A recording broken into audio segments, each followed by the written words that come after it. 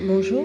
Donc, tout d'abord, je voudrais remercier le professeur Manuela Carvalho d'Asuna de m'avoir invité à parler dans cette assemblée. Et donc, je voudrais préciser que je ne suis pas anthropologue ni d'autres sciences humaines et sociales, mais je suis généticienne des populations. Et donc, ça expliquera peut-être que je vais adopter un point de vue un peu de sciences dures. Voilà. Donc les travaux que je vais présenter résultent de recherches qui ont été conduites dans mon équipe de génétique des populations et notamment la thèse de Mathieu Thomas, mais également en collaboration avec Élise de Meulener qui est ethnobotaniste et Christophe Bonneuil, historien des sciences, qui a parlé hier, et aussi en collaboration avec le réseau Semences Paysannes. Et donc peut-être à la différence de certaines approches de la recherche sur les systèmes autochtones, eh bien, on a une approche un petit peu différente, en ce sens que le réseau d'échange de semences n'est pas uniquement notre objet d'étude, mais également notre partenaire dans la recherche, et que donc on élabore ensemble des questions de recherche qui intéresse l'ensemble des partenaires.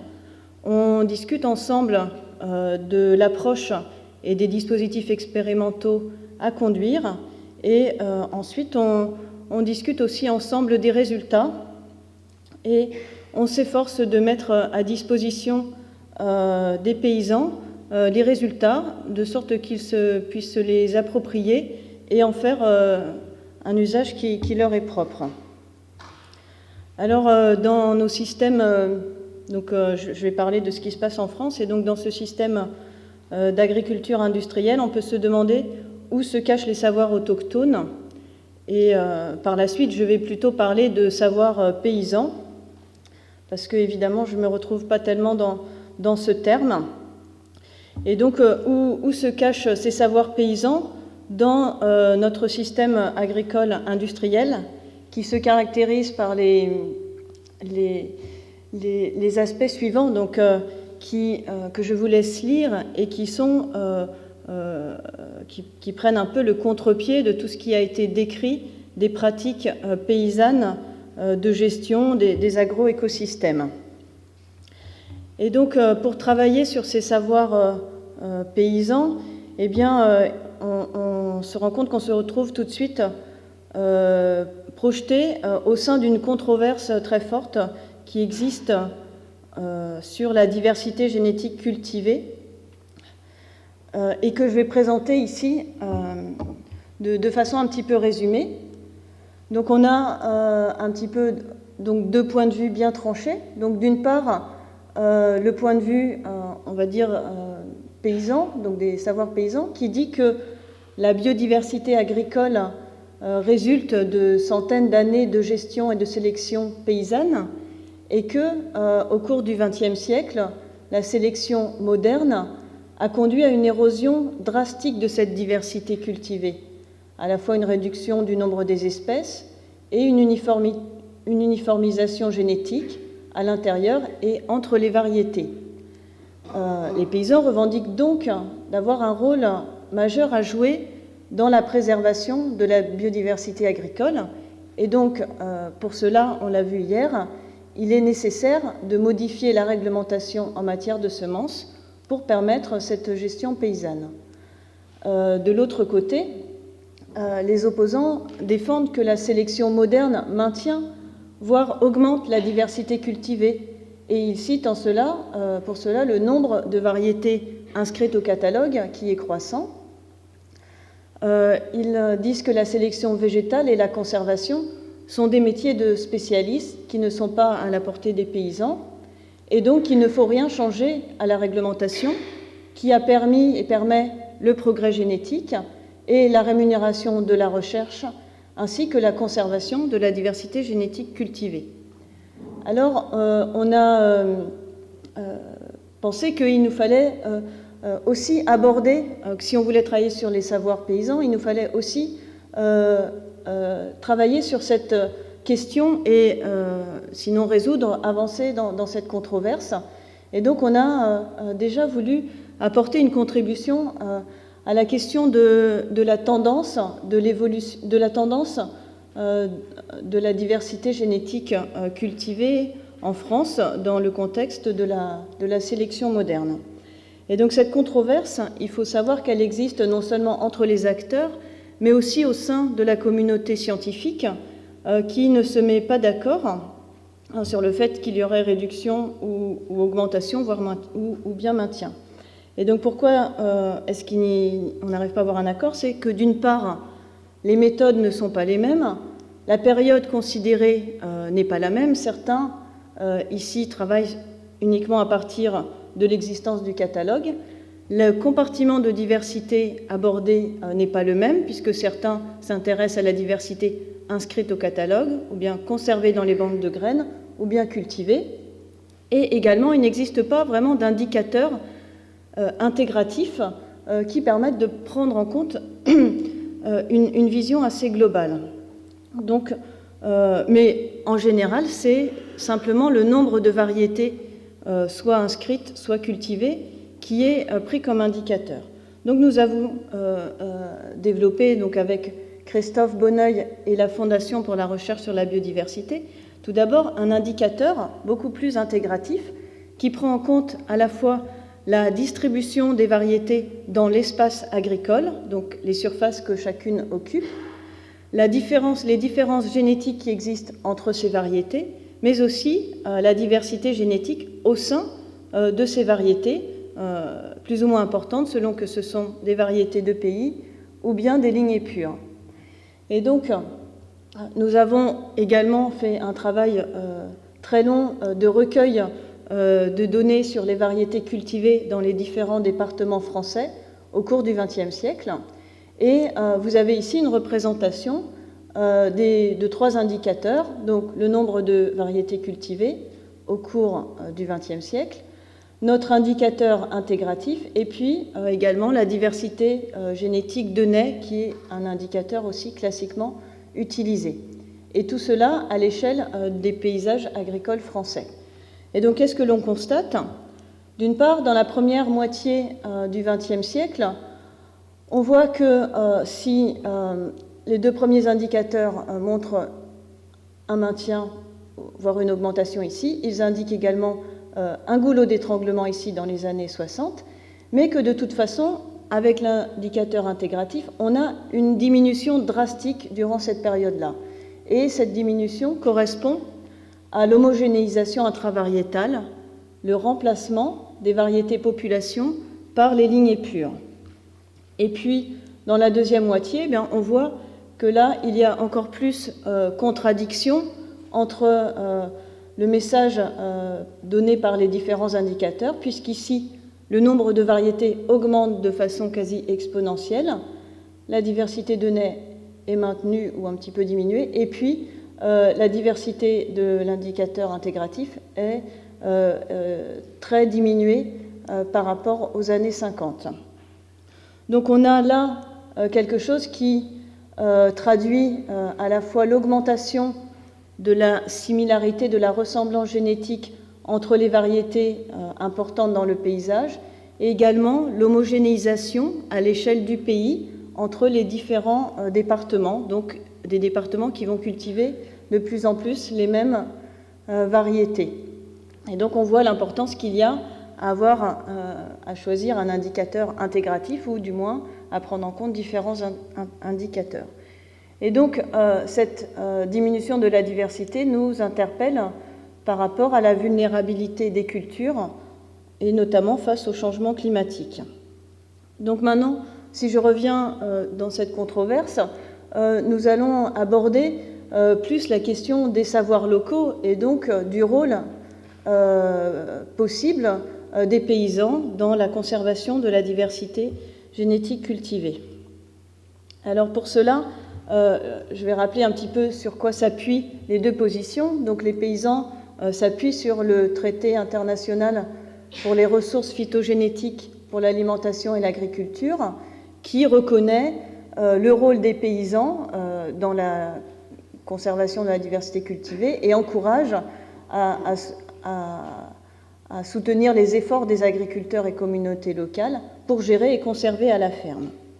Et on peut voir que en France, dans les années 90, la charte sur les ressources génétiques, élaborée par le Bureau des ressources génétiques, n'est pas du tout dans cet esprit, puisqu'elle restreint la gestion in situ aux espèces forestières, sauvages apparentées et fourragères prairiales, qu'elle parle de gestion dynamique uniquement dans le cas de gestion dynamique expérimentale, de quelques expériences particulières, et elle signale que dans les conditions, dans le système français, la conservation à la ferme ne semble pas devoir jouer un rôle notable.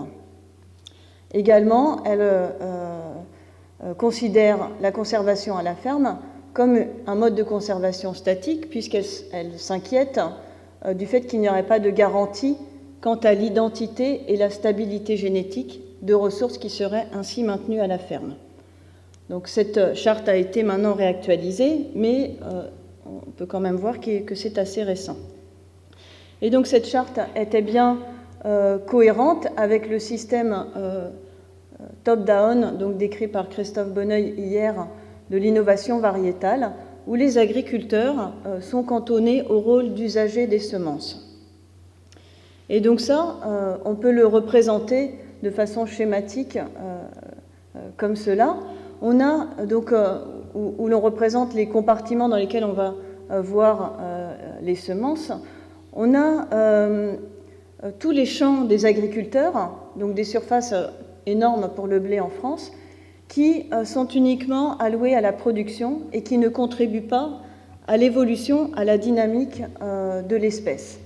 On a d'un autre côté le compartiment de la sélection, où les sélectionneurs et obtenteurs font des croisements en nombre limité pour créer les variétés. Et donc, au cours du XXe siècle, avec la concentration des entreprises semencières, eh bien, on a de moins en moins de semenciers qui vont faire ces croisements-là, et donc un compartiment qui peut être assez limité. Et puis, la conservation proprement dite, elle est cantonnée dans les banques de graines, donc conservation statique, dans lesquelles les sélectionneurs ne piochent qu'au compte-gouttes pour aller chercher un gène lorsqu'ils en ont besoin. Donc on voit qu'on a là une création et une évolution qui sont très limitées puisqu'elles se font uniquement dans ce compartiment.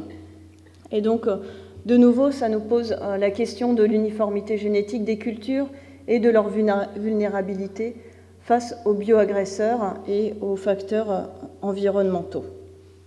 Et donc, on peut l'illustrer notamment avec l'exemple des résistances aux maladies, donc qui fonctionnent gène pour gène. À un gène de résistance chez la plante correspond un gène de virulence chez le pathogène. Et donc, c'est ce qu'on appelle la course aux armements. On voit ici que lorsque la fréquence du gène de résistance augmente dans les paysages agricoles au Royaume-Uni ou bien au Danemark ou ensuite en France, eh bien, très rapidement répond une augmentation de la fréquence du gène de virulence, donc qui peut attaquer ce gène-là et donc rendre les cultures malades au Royaume-Uni, au Danemark et puis aussi dans les autres pays. Et donc là, on voit bien qu'on est sur deux visions différentes et que si on veut retourner donc vers une gestion plus dynamique, donc un système plus évolutif, comme ce qui est proposé, qui est à la base de la génétique évolutive, donc la théorie de la reine rouge qui dit qu'il faut que tous les organismes vivants courent très très vite pour rester, ne serait-ce que rester sur place, puisque donc l'environnement est en perpétuelle évolution. Il faut donc que les populations, pour rester adaptées, eh bien, évoluent tout le temps. Si on les déconnecte de cet environnement, si elles s'arrêtent, eh bien, vont se trouver mal adaptées à ce moment-là. Et donc je ne vais pas insister là-dessus puisque ça a été bien décrit, en particulier sur le manioc, mais contrairement à ce qui était défendu par le BRG il y a quelques années, les pratiques de sélection et de conservation et de production dans les systèmes paysans autochtones ne sont pas un facteur d'érosion, ne posent pas de problème à la conservation de la diversité, mais au contraire, ils contribuent au maintien de cette diversité génétique. Et donc on peut représenter un petit peu en opposition au schéma cloisonné tout à l'heure, un schéma de la gestion paysanne en métapopulation, selon le concept de génétique des populations, donc, où on aurait dans chaque champ géré par un paysan une population donc, qui serait à la fois permettrait la production, serait le lieu de sélection et puis de conservation, en particulier grâce aux échanges génétiques complexes entre les différentes populations. Et donc maintenant, je vais aborder un petit peu plus précisément les cas d'études en France. Et donc, ce qu'il faut savoir, c'est que contrairement aux systèmes autochtones, ces systèmes les systèmes paysans, les mouvements paysans en France sont en train d'émerger. Et donc, ils ne s'insèrent pas dans une histoire continue, donc où il y aurait eu une transmission régulière des savoirs et des semences, mais plutôt ils sont en construction dans nos pays, et donc vous voyez que c'est assez récent, en particulier pour le réseau Semences Paysannes. L'association a été créée en 2003. Et donc ces mouvements auto-organisés de paysans ont des revendications fortes, en particulier d'autonomie et d'autonomie vis-à-vis des semences, mais également ils souhaitent s'organiser pour être entendus dans les débats concernant les aspects réglementaires autour des semences, et en même temps ils ont une demande par rapport aux variétés cultivées et disponibles actuellement qui ne conviennent pas au système paysan à faible intrant ou en agriculture biologique. Donc ils ont une demande de diversité et de variétés différentes aussi, qui peuvent être valorisées dans des systèmes en circuit court, avec une volonté d'explorer une plus grande diversité génétique. Et donc, dans leurs enquêtes sur ces systèmes, Christophe Bonneuil et Élise de Meulener ont recensé des échanges qui s'étaient produits à l'intérieur et aussi avec d'autres acteurs du réseau Semences Paysannes, et même avant sa création. Donc, et on représentait ici un schéma des échanges au niveau temporel, donc avec une étape avant 2002, donc avant la création du réseau, et puis ensuite jusqu'en 2005. Et donc ça n'a pas été mis à jour, mais on voit que la création du réseau Semences Paysannes correspond, donc si elle n'a pas induit directement, en tout cas correspond à une explosion des échanges de semences, aussi bien entre les paysans qu'avec l'Institut, le Centre de conservation des ressources génétiques de l'INRA de Clermont-Ferrand.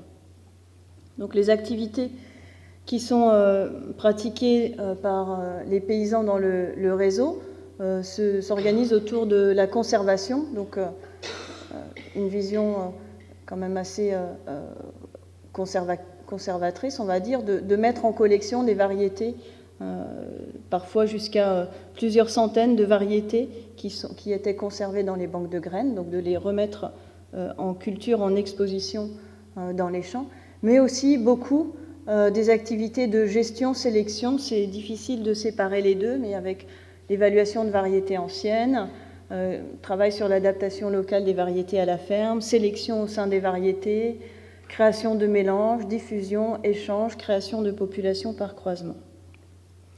Alors nous avons travaillé sur deux cas d'études. Le premier était le cas d'une variété appelée rouge de Bordeaux, donc je vais revenir un petit peu dessus. Et donc on avait pour objectif de vraiment étudier les complémentarités entre les deux systèmes de gestion, la gestion à la ferme et la gestion statique, donc avec les partenaires cités au préalable. Et donc cette variété rouge de Bordeaux a été choisie parce que dans le recensement des échanges de semences, on l'avait vu apparaître à de nombreuses reprises. Donc c'est une variété historique qui date du milieu du XIXe siècle, qui est une variété qu'on peut définir comme une variété population, et qui a été beaucoup recultivée par des agriculteurs pour ses qualités en transformation artisanale en pain. Alors si on se focalise sur les échanges uniquement de cette variété rouge de Bordeaux, on peut représenter ici donc la diffusion de semences entre différents acteurs, donc orientés de gauche vers la droite. Et puis, donc on voit qu'il y a eu beaucoup de circulation dans un réseau qui comprend à la fois les paysans et puis les centres de ressources génétiques. Et donc en vert, j'ai noté les échantillons que nous avons prélevés, enfin échantillonnés, et ils sont représentés ici de façon un petit peu différente avec un axe temporel qui va de bas en haut. Et donc ici, la diffusion des semences est représentée par une flèche en gris. Les points sont des lots de graines. Et en violet, on a des mélanges qui sont réalisés par des agriculteurs. Et en bleu, la reproduction sur la ferme. Donc en vert, toujours les échantillons que nous avons analysés, et donc qui étaient issus de 10 fermes en France, et également de la banque de graines à Clermont-Ferrand. Donc ça, c'est pour illustrer les conditions agroclimatiques variées dans ces différentes fermes. Et également sur chaque ferme, parfois plusieurs échantillons, soit dans le temps, soit correspondant à des pratiques de gestion différentes. Et donc ces échantillons, on les a étudiés avec des marqueurs génétiques de type microsatellite qui sont très polymorphes, qui présentent beaucoup de diversité, qui permettent de révéler beaucoup bien la diversité entre individus et entre populations. Et donc là, j'ai représenté le réseau des génotypes sur l'ensemble de ces locus-là. Donc un point, c'est un ensemble d'allèles sur les 19 marqueurs microsatellites. Et les liens, donc plus ces liens sont petits, moins il y a de différences entre deux génotypes sur l'ensemble de ces locus. Et puis, bon, quand ça s'allonge, vous voyez que ça devient assez distant. Donc on a pu identifier sur ce réseau des groupes assez forts. Donc déjà, on voit que ce n'est pas du tout uniforme génétiquement. Et puis qu'on identifie 4 groupes principaux ici, avec en rouge des individus qu'on a qualifiés de hors type, donc qui étaient plus distants des groupes principaux. Et donc ici, on reprojette ces groupes génétiques sur notre réseau de diffusion des semences.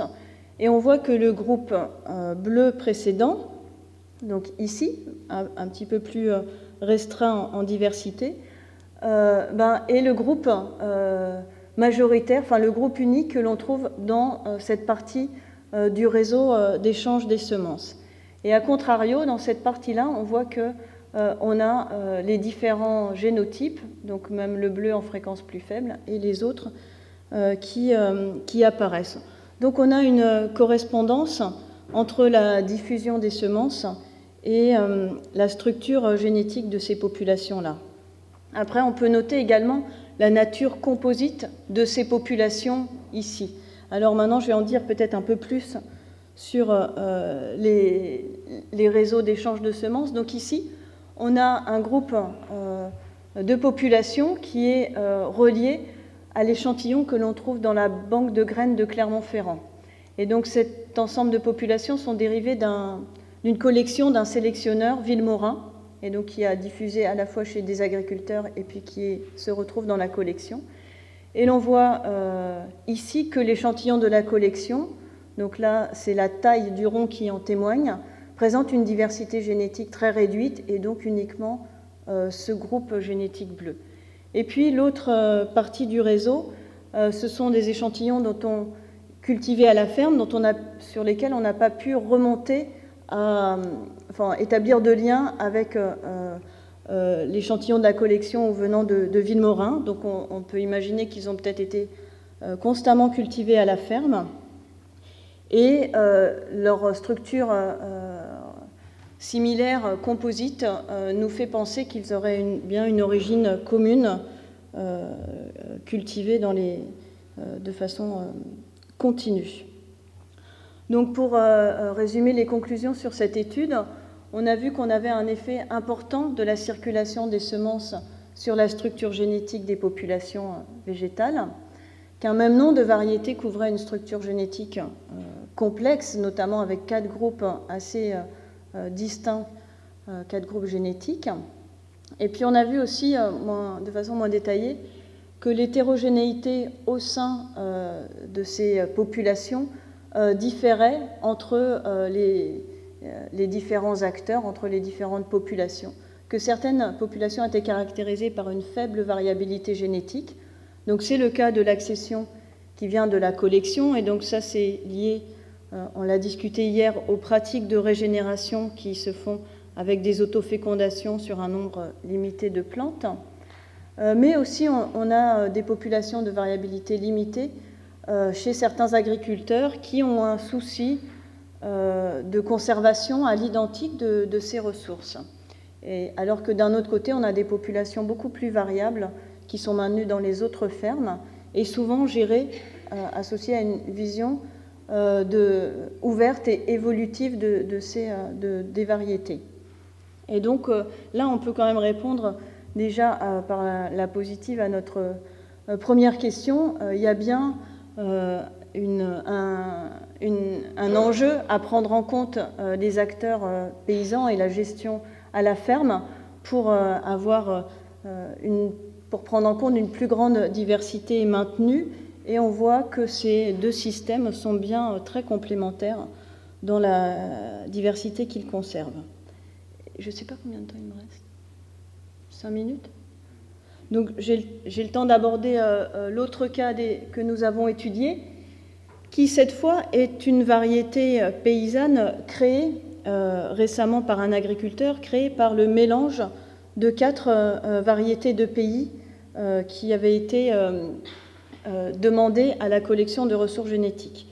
Donc cette variété, donc le mélange de Touzel de Maillan, créé par Henri Ferté, c'est le paysan, donc résulte du mélange après culture et multiplication sur sa ferme de 4 Touzelles différentes, donc issues de la collection.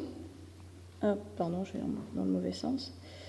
Et donc après le mélange, eh bien, il y a eu multiplication sur la ferme, et puis donc avec la même symbolique que tout à l'heure, ici on a la reproduction sur la ferme en bleu et puis les diffusions en gris. Et rapidement, ce mélange a été diffusé à d'autres agriculteurs pour se diffuser de manière très large sur l'ensemble de la France. Et donc nous avons voulu étudier la diversité gérée ou créée, maintenue sur cette variété mélange, créée de nouveau par l'agriculteur, sachant que ça nous paraissait un bon modèle puisqu'on avait les composants de départ, on pouvait les demander de nouveau à la collection de ressources génétiques. Donc en vert, de nouveau, les populations qui ont été échantillonnées, donc des échantillons aussi temporels de la population de Henri Ferté, et puis donc les 4 échantillons provenant de la banque de graines. Alors nous avons analysé également avec 19 marqueurs microsatellites la diversité génétique neutre de ces échantillons, et on s'est tout d'abord aperçu que la diversité initiale contenue dans les variétés qui à l'origine de ce mélange était très différente, que si 3 étaient presque fixées génétiquement, l'une d'entre elles était très hétérogène. Et ce qui donc va expliquer ensuite la diversité énorme que l'on a rencontrée dans le système. Donc là, on a des disques dont la largeur est proportionnelle à la diversité génétique à l'intérieur de cette population. Donc ce que l'on voit, c'est qu'au cours du temps, cette diversité génétique est maintenue sur la ferme sur laquelle elle est multipliée. Et puis, si on prend en compte l'ensemble des populations, on voit que l'on a bien vraiment maintenu, voire accru la diversité génétique par rapport à ce dont on disposait initialement. Et on note également une différenciation génétique entre ces populations au niveau de ces marqueurs-là, qui est bien significative. Alors, quand on s'attache à avoir la même approche qui identifie des groupes génétiques sur la base de l'ensemble des locus, eh bien, on trouve plus que 4 groupes génétiques. Déjà, cette touzelle-là comporte 2 groupes, et puis on trouve des groupes que l'on a pu identifier comme apparentés ou dérivés de celles-ci, ou bien simplement on ne les a pas échantillonnés, nous, quand on a étudié ces variétés-là. Donc on part ici d'une composition pour ces groupes de touzelles, ces groupes génétiques de touzelles un peu déséquilibrés, mais on voit que par la suite, dans le maintien sur cette ferme, eh bien, il y a une relative constance dans les proportions de ces différents groupes. Et puis ensuite, si on regarde l'ensemble des populations, on voit qu'on a bien une divergence. Certaines populations vont fixer l'une des touzelles, la touzelle blanche barbue, ici représentée en vert, et puis d'autres vont la perdre, et que sur l'ensemble, il y a bien une conservation de toutes les composantes de la diversité initiale, et donc un fonctionnement en métapopulation. Et puis si on veut regarder plus finement au niveau de caractères phénotypiques, puisqu'on s'est posé la question aussi de la diversité phénotypique et des moteurs qui avaient gouverné cette différenciation entre les populations. Donc on a regardé la précocité des piaisons des plantes contenues dans ces populations. La précocité, c'est un caractère d'adaptation au climat qui dit comment les plantes vont caler leur cycle de reproduction. Et donc on voit qu'entre les groupes génétiques, on a bien des différences très significatives de précocité, avec cette touzelle blanche barbue là en vert beaucoup plus tardif que les autres. Et on voit que certaines populations se sont différenciées significativement pour leur précocité des piaisons, mais qu'elles n'ont pas choisi le même chemin. Donc ici, c'est une représentation un peu en 3 dimensions. En rouge sont des populations qui sont les plus tardives, donc on en a 2 ici qui sont très tardives, et on voit qu'elles n'ont pas atteint ce phénotype tardif par le même chemin, puisque celle-ci ici a augmenté en fréquence la touzelle très tardive, alors que celle-là, au contraire, l'a en fréquence faible et a augmenté en fréquence une autre touzelle. Et on peut relier à des pratiques, donc des dates de semis et des dates de récolte plus tardives, la composition phénotypique de ces populations. Donc je vais maintenant conclure globalement sur ces études. Donc on a bien montré que ces collectifs de paysans auto-organisés constituaient de nouveaux acteurs qu'il était pertinent de considérer dans la gestion de l'agrobiodiversité. On a montré également que la gestion paysanne à la ferme était bien complémentaire de la conservation ex situ dans les banques de graines, et qu'il nous reste à étudier et à construire des modalités d'interaction entre ces 2 systèmes, quels échantillons on peut prélever pour mettre en conservation dans les banques, et de quelle manière on gère les flux également de retour dans les champs. Et puis, finalement, pour revenir sur la conclusion de la controverse, donc il nous reste bien à inventer un espace réglementaire pour permettre la coexistence entre ces 2 systèmes. Et je vous remercie pour votre attention.